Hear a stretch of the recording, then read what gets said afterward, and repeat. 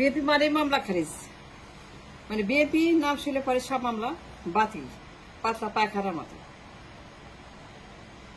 কিন্তু জামায়াত ইসলামের মামলা খারিজ হয় না, কিছুতেই না। না না না না না, জামায়াতের নিবন্ধন আটকে আছে, তাদের নেতাকর্মীদের মামলা আটকে আছে, জামিন হয় না, মুক্তি হয় না, মুক্তি পায় না তাদের নেতাকর্মীরা জামায়াত ইসলাম। কিন্তু বিএনপির সব নেতাকর্মীরা তারা মামলা মুক্ত, আদালত গেলেই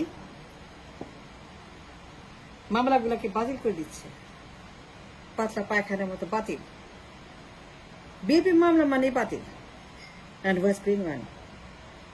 জামায়াতের মামলা বাতিল হয় না কেন? নিবন্ধন ফেরত পায় না কেন? তাদের নেতা মুক্তি পায় না কেন? এই রমজানের কেন সে বন্দী? কি অপরাধ করেছে যে মুক্তি পায় না? আজহারুল ইসলাম এই রমজানের মুক্তি কেন পায় না? কেন তাকে জামিন দেওয়া হলো না? তার মামলা শুনানি হয় না, ডেফার হয়, ডিলে হয়, পোস্টপন হয়, আদালত তার মামলা এখন পর্যন্ত বাতিল করেনি। কেন করেনি? অথচ বিএনপির সব মামলা বাতিল, মামলা উঠলেই বাতিল, তুললেই বাতিল, কথায় কথায় তাদের টপ লিডাররা সব টপ সবগুলা মামলা বাতিল হয়ে গেছে।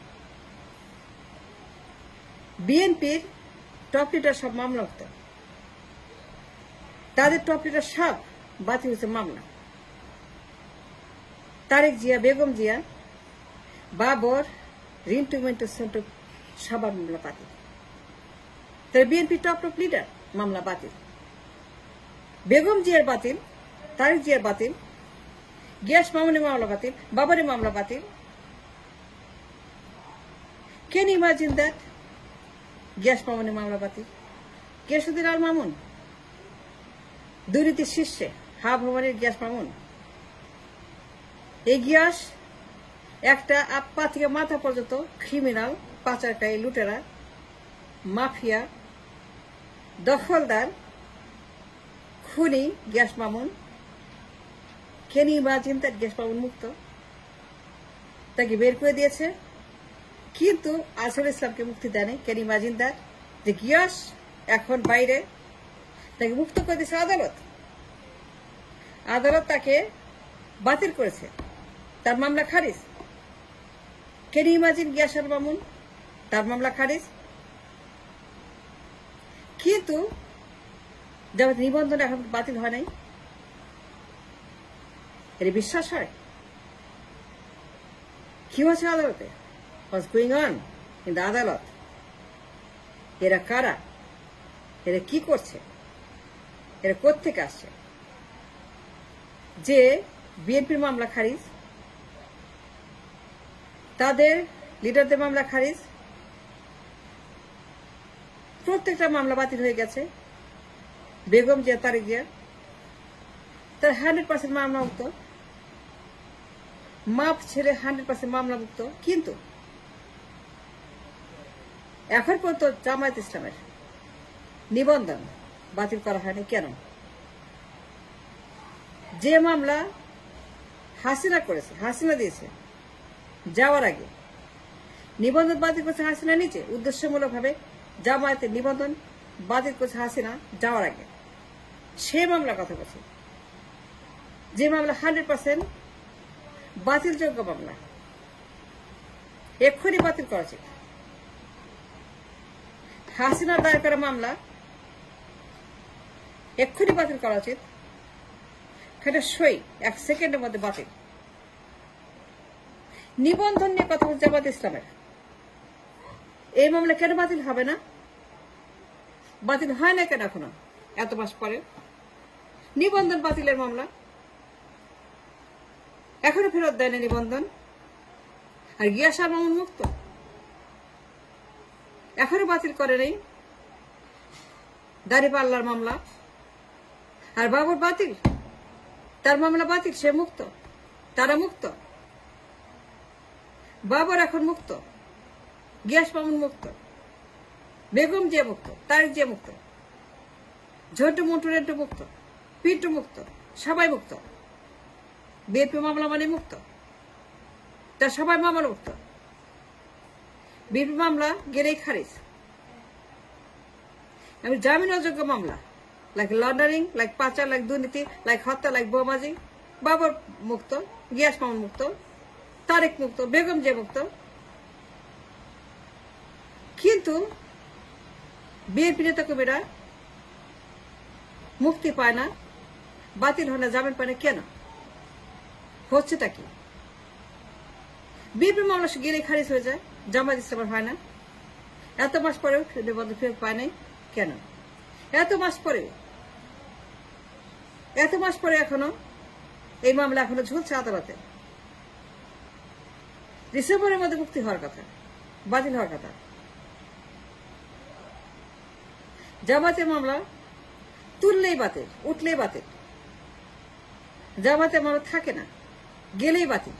তারেকের মামলা বাতিল, বেগম যে বাতিল, বাবরের বাতিল, রিন্টুর বাতিল, পিন্টুর বাতিল, গিয়াস মামুনের বাতিল।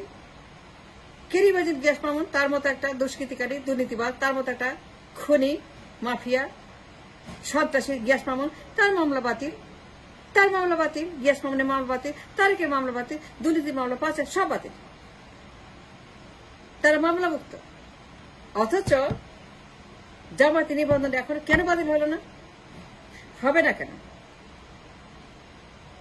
যে মামলা হাসিনা করেছে উদ্দেশ্যমূলক, কে না জানে এর উদ্দেশ্যমূলক।